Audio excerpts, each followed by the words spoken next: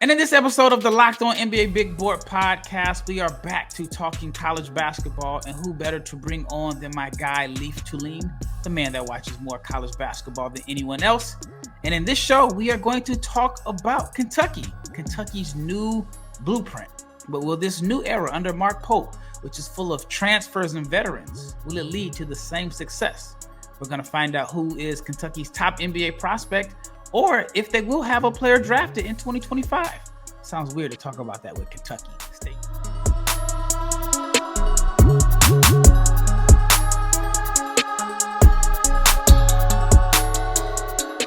Big shout out to each and every person that has made the Locked On NBA Big Board podcast your first listen of the day. I'm your host, Rafael Barlowe, along with my co-host, Leif Thulin.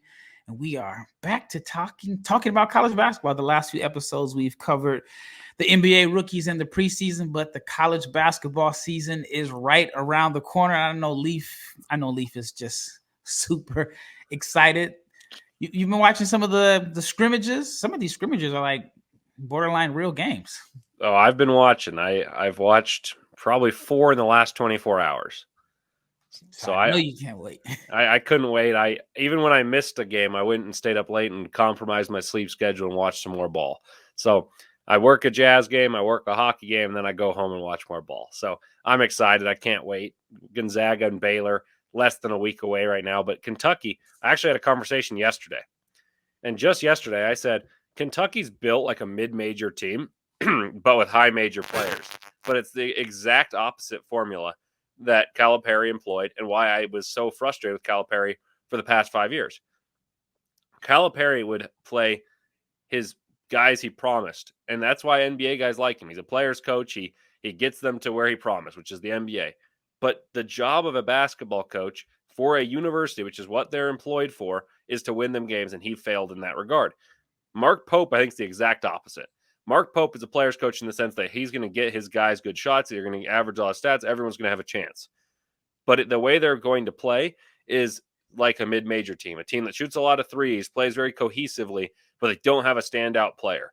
And I'm very curious to see how that's received in Lexington, not just this year, because I think the hysteria of having one of their favorite players back as their head coach and just the curiosity of having a new coach will be interesting. But I'm very curious to see how the ramifications of recruiting extend down the line, because it's not like you're recruiting at a mid-major. You're recruiting all these great players. But he filled the roster with a lot of like-minded, unselfish, three-point shooting players, and that's because he needed to fill an entire roster because Calipari took the rest of them to Fayetteville. So I don't know. Maybe it's a one-year thing. Maybe it's a long-term thing. But the new blueprint, I'm not sure has yet to be established, but I am curious to see how they play, because I think they may have better success than envisioned. All right, I want to talk about Calipari, but before I get into that, I want to let the audience know that this episode is sponsored by Game Time. Download the Game Time app, create an account, use the code LOCKEDONNBA for $20 off your first purchase. And also, if you're not subscribed to the YouTube channel, please subscribe, like, share, comment, click the bell so you can be notified every time we drop an episode. Because this year, the Locked On NBA Big Board podcast is going to cover the rookies daily, and we're going to bring you the best information when it comes to the 2025 NBA draft and NBA prospects. And when it comes to NBA draft, no coach has put together a more impressive resume than Coach John Calipari at Kentucky. In 15 years, he had 50 players drafted, 3 number 1 picks, 25 lottery picks, and I want to say 37 first-round picks total. This year, Kentucky may not have a first-round pick. They're not even a lock to have anyone drafted. What are your thoughts? And I know you kind of touched on it, but what are your thoughts on just this overall transition from the Calipari era to Mark Pope? Well, I think it's necessary to say that in the transfer portal era, when a firing happens as late as it did in the game, meaning that Calipari was removed from Lexington and he went to Fayetteville, and then not only did he go elsewhere, he took along all the prize recruits that he had coming into his school. The fact that Mark Pope has a roster that I think puts them in contention for a top 25 is due to having the school named Kentucky, but it's also still an impressive feat. Like, the fact that they were able to pay the money makes sense. It's Kentucky. But you still had to compile a roster that made sense with enough players that were in the portal late in the process to have a team. So I think they're going to be solid, but not have the spectacular highs that you've seen of some of the best Kentucky teams under Calipari because they had NBA players. To answer your question in terms of the NBA draft profile, I would say Jaxson Robinson might be the top guy, and he was a bench player at BYU. Granted, under Mark Pope, it was a strategized, get this guy the shots, he'll be a lightning plug type of scorer.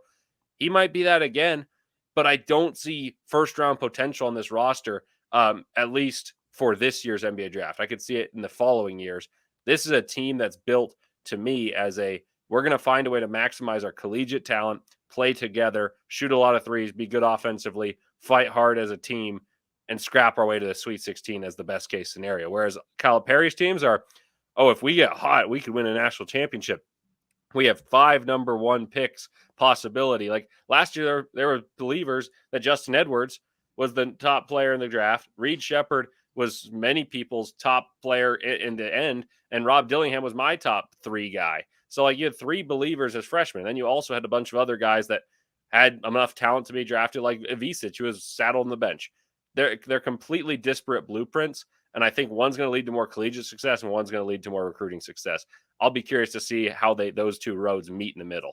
How do you think the fans feel? I mean, obviously the fans want to win, but I mean, there is an excitement about bringing in the number 1 recruiting class. There's something exciting about telling your fans, hey, we got John Wall coming in. We have DeMarcus Cousins coming in. We have Karl Anthony Towns, these guys that already enter campus with a buzz. And I feel like unless you're just a really, really diehard college basketball fan, you don't know the names on this roster at the beginning of the season. That's fair and all, but I think diehard college basketball fans like Kentucky possesses. I think they'll be happy to have a focus on college basketball, not the theatrics that surround the NBA draft. Yeah, there's one thing when you bring in John Wall and Boogie Cousins and you're expecting to win a national championship. You have Anthony Davis, Michael Kidd-Gilchrist, and they're number 1 and 2 overall in the pick, and you win the national championship. You go 38-0 with Devin Booker, Trey Lyles, the Harrison twins, Dakari Johnson, Willie Cauley-Stein, all these guys, Booker off the bench, Lyles, all those guys, but they were winning games. That's what the buzz is. Recently, the buzz has been that they've produced people to the NBA. Do you think a Kentucky fan truly cares about how many players they put to the NBA? My personal estimation is no. It matters for Calipari, and that's his recruiting pitch to those guys. It'd be like, look, here's your guy in front of you. You want to pick a position, I'll show you the blueprint. And it works for him. Good for him. But Kentucky fans, I think, are going to be grateful for someone who's uniquely focused on college basketball and restoring the glory to what he was able to achieve in 1996 on that team in Mark Pope. And he's a really good X's and O's coach. He's from my neck of the woods, at least coach there. I saw him coach at UVU. I saw him coach at BYU and maximize their talent into being – he was a 6 seed last year on a team that was projected 13th in the Big 12. That's really, really good. Now, does he have the talent to win a national championship just because he's in the SEC and at Kentucky? I don't think so. But can he make the tournament and can he overachieve where the preseason ranking is, both in the SEC poll and in the national poll? Absolutely. So they're entering this season, I believe, ranked at number 23. We're not used to seeing Kentucky teams that low. What are your expectations for this team? I honestly can't make up my mind. I think the SEC is Alabama at 1, and then 2 through 8 could go any which way. I think Auburn would probably be the team I'm most confident in besides Alabama. And then I think after that, I'd probably go Arkansas, then Tennessee, Texas A&M, Kentucky, Florida, probably my next ones. So I'm going to go 3 through 7. And my guess is probably 5 through 7 for Kentucky because they have a few more moving pieces and more role definition to establish than a few of those teams I mentioned. But I think they have a higher potential than a couple of those teams that I think will be reliant on continuity, that they come back. Retention, like Tennessee lost Connect. They're going to have a lot of problems fixing that at the highest level, but they bring back a lot of players that know their roles. Kentucky, there's no role definition whatsoever. Who's going to be the lead scorer? No one knows. Who's going to be the starting lineup? No one knows but Kentucky people. So I don't know. I have limited expectations early. I think this is going to be a team that grows and is an offensively very fun team to watch. That's kind of an egalitarian scoring approach. And that may hinder draft prospects like highest outcomes. I don't think anyone's going to be a guy who's in the top 20. I could see someone crack into the very end of the first round, but I don't think you're getting a top 20 pick, at least in this year's draft from Kentucky. All right. When we return, we're going to dig a little deeper into this 24-25 roster. I want to talk about Jaxson Robinson, a guy that I was high on early last season. I thought he was definitely on his way to the league. Then he kind of slowed down. We're going to talk about him, and he's a college journeyman, which is pretty common now, but will that be held against him? He's a young guy for his class. And they were just going to talk about Amari Williams and some of the other prospects. But before we get into the second segment, let's talk about Game Time, which is my favorite app when it comes to purchasing tickets. I usually purchase tickets to sporting events, but you can get tickets to concerts, comedy, theater, and more. I plan on taking my son to watch Paw Patrol. I'm getting my tickets on Game Time, Paw Patrol Live, that is. And what I love about Game Time is you can toggle this feature on the app, which shows you the all-in pricing. It will show you the total upfront with no surprise fees at checkout. And then also you get a panoramic view of your seat, so you know exactly where you're going to be sitting. You get the view in the app, and you get the chance to look at your seat and the view before you buy. Game Time also has the lowest price guarantee. If you find something cheaper, they'll credit you 110% of the difference. And on Game Time, your purchase is covered with the most flexible customer service policy in the ticketing industry. So take the guesswork out of buying tickets with Game Time. Download the Game Time app, create an account, use the code LOCKEDONNBA for $20 off your first purchase. Terms apply, but create an account. Use the code LOCKEDONNBA for $20 off. Download Game Time today. All right, second segment, Jaxson Robinson. For the most part last season, I thought he was a first-round pick because he got off to like a sensational start, and then he cooled off. I still had him as draftable on my latest mock just because of his positional size and the ability to shoot the ball. He's kind of like a tease for me in a sense, because sometimes when you see flashes of him being able to put the ball on the floor, you see the flashes that, a comparison I had was I see some of the same things that I liked about Brandon Miller. I see hints of that in Jaxson Robinson. Doesn't always put it together consistently, but I wanted to ask you, Leif, do you think he can have a breakout season where he puts it all together? He is familiar with Mark Pope because he was, with him at BYU. And I think that should give him an advantage over some of the other players in their, talented transfer portal class. But what are your thoughts on Jaxson Robinson? I think he's going to be the leading scorer on this Kentucky team.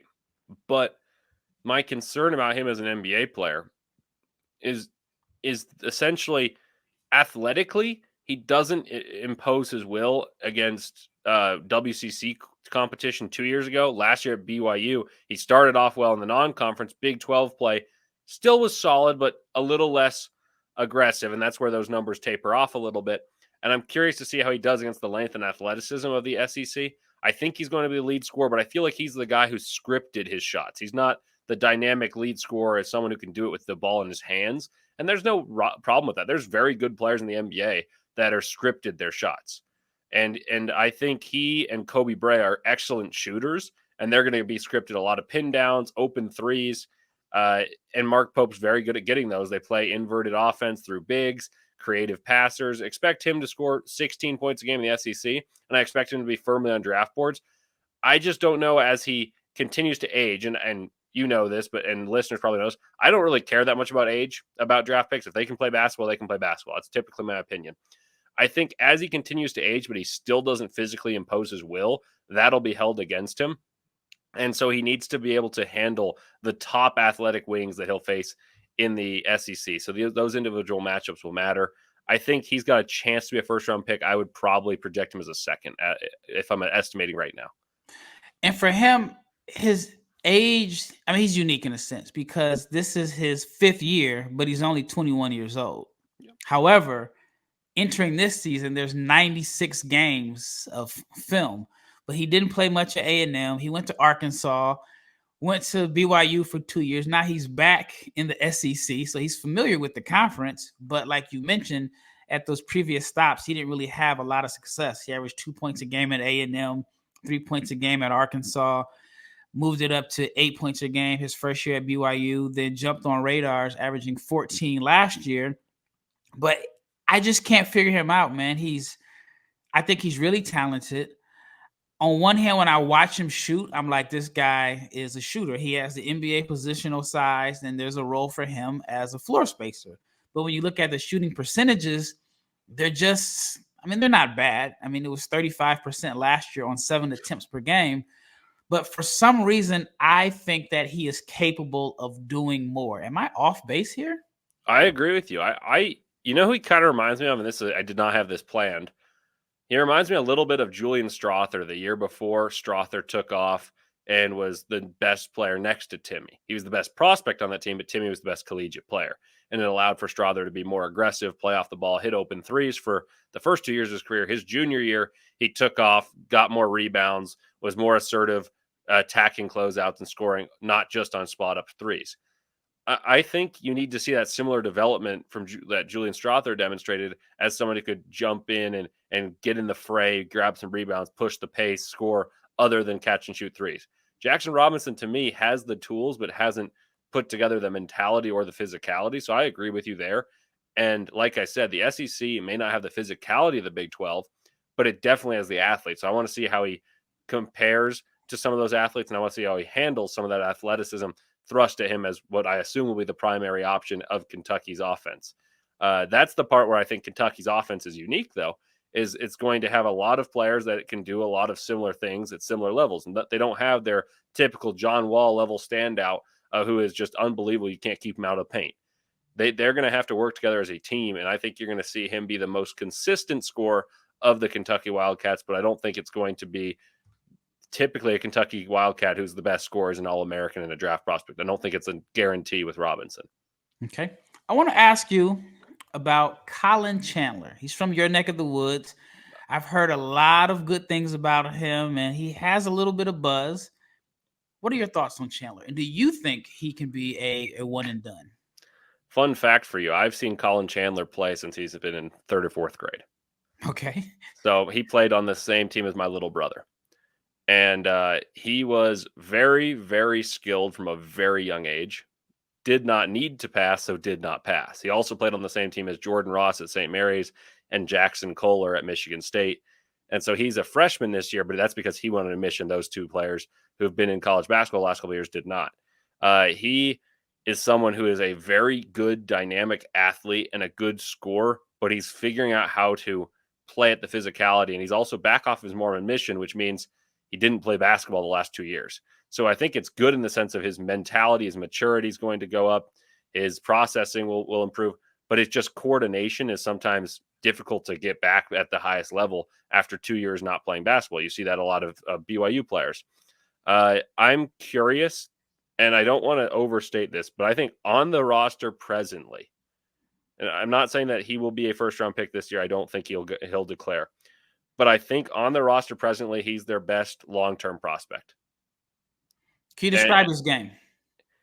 A slithery slasher who can shoot the ball, but is better attacking the rim, and he's very coordinated and fluid near the rim. And he needs to put on strength. And I think that's where the 2 years of maturity, both physical and mental, of going on a mission will actually really help him because he was very thin as an 18-year-old. How long do you think it would take for someone that takes that much time off to just kind of get their rhythm back? Because one thing about basketball, and I've never played at a high level, but I know that if I take 3 months off, the first time I get on the court, I'm going to be rusty. The timing is off. I'm moving too fast. And I know that he's played basketball in that time, but he hasn't played game speed, the crowd. How long do you think it's going to take him to get adjusted to, one, just, being a freshman and the speed of college basketball, but also shaking off the rust? I think he's going to come off the bench at the beginning of the season. I don't know this, but that's my hunch. And I think by the end of the season, he'll probably be a mainstay in the starting lineup, or at least one of the top rotational players. And I think he's going to be one of those guys that is able to get into the paint and shoot the ball, which is my concern about Kentucky is they don't have the athletes they usually do. They're going to have to play a very team-oriented style, which I think will be appealing to watch, but I don't think leads to top-end contention in the SEC. And I think he's one of the guys with the capacity to break the paint and also punish you from three. And he's going to be someone that's more difficult to guard by the end of the season. I don't think he comes out as a freshman. I wouldn't be surprised if he comes out as a sophomore, though, as his body is more attuned to basketball as he continues to mature.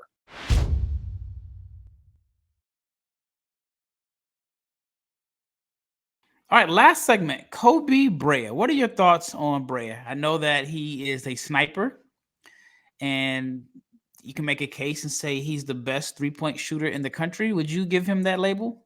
I would. I was going to declare it. This is not hyperbole. I watched him. He came to Utah for March Madness last year, so I saw him play in 2 games against Nevada and Arizona. But 2 days before their game, I went to the practice just because I have my Jazz credentials. I went and watched him practice. I watched all the teams practice. And this guy comes in, and I was like, and I knew who he was, and I knew him and this guy named Nate Santos, also a good shooter on Dayton, were the kind of X factors for that team. But I didn't realize how good of a shooter he was. I watched for 20 minutes of a Dayton practice, and he didn't miss a single shot. 20 minutes and did not miss a single shot. And I watched every single shot. He can shoot the ball at the 3-point line from the NBA. He can shoot it from 5 feet beyond that. Ball rotates the exact same way every time, goes in the hoop the exact same way every time. He is an unbelievable shooter. Is he someone who's got more to his game than that? In my opinion, not really. But he can shoot so well that there's going to be a reason for him to be on the court. So I'm going to read off these numbers. And if you are listening on the podcast or watching on YouTube, this is not a mistake. These are real numbers. He shot 49.8% from 3 on 6 attempts per game. 6'7", 215. The NBA is always looking for floor spacers. Why wasn't he more touted as an NBA prospect, in your opinion? I mean, in Dayton's system, they played fairly slowly, so his numbers weren't eye-popping without diving into percentage. That doesn't it mean that the NBA wouldn't have found him. They absolutely know who he is. But I think it's because athletically, he doesn't do anything other than shoot, and he was playing the 3 or the 4, depending on who you want to say played the 3 and the 4 between him, Nate Santos, next to Holmes. And you don't want him playing there, and I don't think he has the lateral speed to play NBA 3, NBA 2. He can absolutely shoot. I think at some point in his career, his basketball career, he will play in the NBA. I just don't know if he's drafted because he's now older and he's not a superb athlete. He is an excellent shooter. And right now, I think there's more and more of an emphasis on being versatile defensively. You don't have to be excellent defensively, but you have to be able to be switching in the NBA. You have to switch 1 through 4 more and more frequently. And the fact that he's, I would say, slow-footed naturally and not much of a ball handler, but just such an excellent shooter, I think the lack of versatility is the concern. But I do think his excellent shooting eventually allows him to have a shot at the league. He's the type of player that I could see going undrafted, getting a two-way, and making an impact as a rookie because he has a defined role that complements any max player.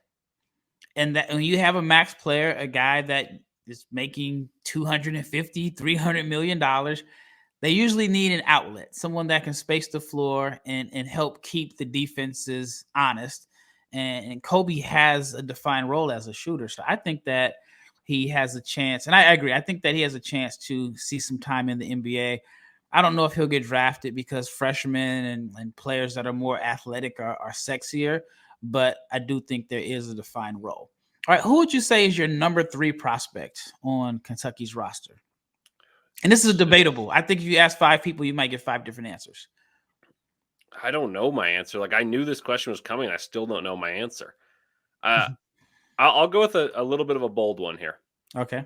I'll go with Perry off the bench. Because, freshman. Yeah.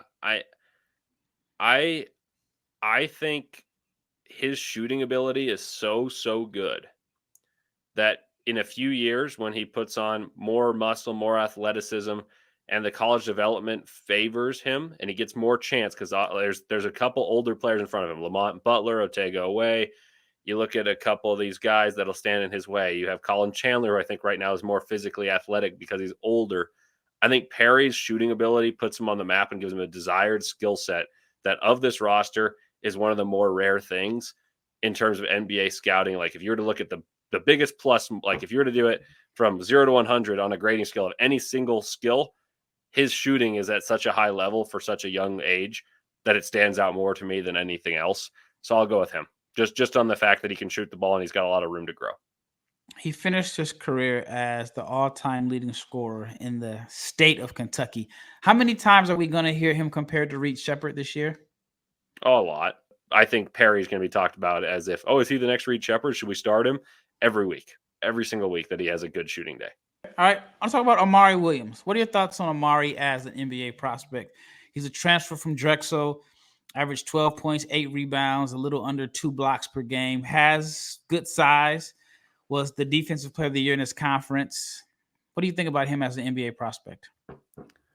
I don't think he's big enough. And I know he has good size for collegiate basketball. Mm-hmm. I watch him play, and I just don't see the length translating to the way the NBA bigs are. Like you look at the prototypical big that's drafted now, it's Derek Lively. It's Mark Williams. It'll be Common Malach. I know I'm listing Duke guys here. Walker Kessler. You look at these type of guys. I mean, Gobert from years past. There's a few exceptions, and like it would be Jalen Duren as an exception, but he's still such a freak athletically. I don't see that freak athleticism nor length for Williams. What he does do well is he rebounds. He's actually an excellent passer. Particularly, for some reason, he's excellent at passing with his left hand to the right corner. He's a short roll guy who catches it and then looks opposite and swings it. And he's adept at those things, but I don't think he's got enough skills offensively. I don't think he's quite big enough to be an NBA prospect. I do think he'll be the starting center from day one for Kentucky and maybe the most consistent player on this roster. I don't know what that means in terms of statistical projections, but I think you're going to see him have the least growing pains of these guys taking new roles. He knows what his role is going to be. He's going to be the defensive anchor and someone who is relied upon to score 8-9 points a game and get you 8-9 rebounds a game and a couple assists, maybe a block. I just don't see that translating to the NBA. All right, when you talk about his size, he's listed as 6'10", but with a 7'5" wingspan. You don't believe that's true? I didn't see that when I saw him play at Drexel. I saw the short roll passing and I saw him get a few blocks and rebounds, but I never saw him rebound out of the area. And if the 7'5" wingspan is true, then I just didn't see it on display. I would have guessed he was a touch shorter than 6'10" is what I was mostly referring to. Yeah, they have him at every site I've seen has him with a 7'5" wingspan. If he's got a 7'5" wingspan, he may have the prototypical length. I don't see the length impacting the game the way I see those other guys doing so. I think he and Jaxson Robinson are the two keys to Kentucky's success because he's going to anchor the defense. And last year's Mark Pope's team at BYU was horrible on defense. If they can be better on defense than that team at BYU in a Big 12 league that was good last year, then Kentucky has a better chance of winning. I just don't necessarily see him being so impactful and physically imposing that he becomes an NBA draft prospect, even while clad in Kentucky blue. Okay. All right. Brandon Garrison, talented guy. I mean, he's shown some flashes. He is a player that I'll just say it like this. If he didn't transfer to Kentucky, I thought going to another school would highlight him better as an NBA prospect, but he's going to Kentucky, and I don't know how many minutes he's going to play. Do you think he's going to play alongside Williams, or do you think he'll be a backup, or do you think he could start and Williams is behind him? I'm pretty sure Williams will start because he's their only defensively oriented player. I guess Lamont Butler's a good defender. And I could see them playing together. I don't know if I necessarily do anticipate that being the starting lineup from day one, but I do see overlap being possible. The issue for Kentucky is there's so many moving parts that Garrison gets lost in the shuffle because there's other players that you don't want to play out of position in terms of being smaller. And so I wonder if he gets moved. For instance, I talked about Koby Brea playing the 4 at Dayton. I think he's certainly going to play the 3 at Kentucky. And then you have Jaxson Robinson. So when does Chandler, when does Perry play? Some of these guys you're really excited about. And Garrison gets moved in the shuffle. So I just don't know what his role will be. He's skilled. He's a good counterpart, a foil to who Amari Williams is. but I don't know if they play together. It'll take some actual watching of them play before I can give a real insight to how I think he'll be throughout the year. Okay. Last, I want to ask you about Otega Oweh. What are your thoughts on him? Live wire athlete, not a good shooter. He's a really, really good athlete. He plays hard. He's not a guy I would typically say plays Mark Pope's system as well. But you know what he does do is what Mark Pope's lacked. He's needed a point of attack defender who takes pride in his defense at the top, not just someone who has the capacity athletically to defend, but someone that takes pride in it. So he and Lamont Butler will take that challenge and try to be the point of attack defenders that are helpful to Amari Williams and not just him being the last source of defense. I don't think Otega Oweh can shoot.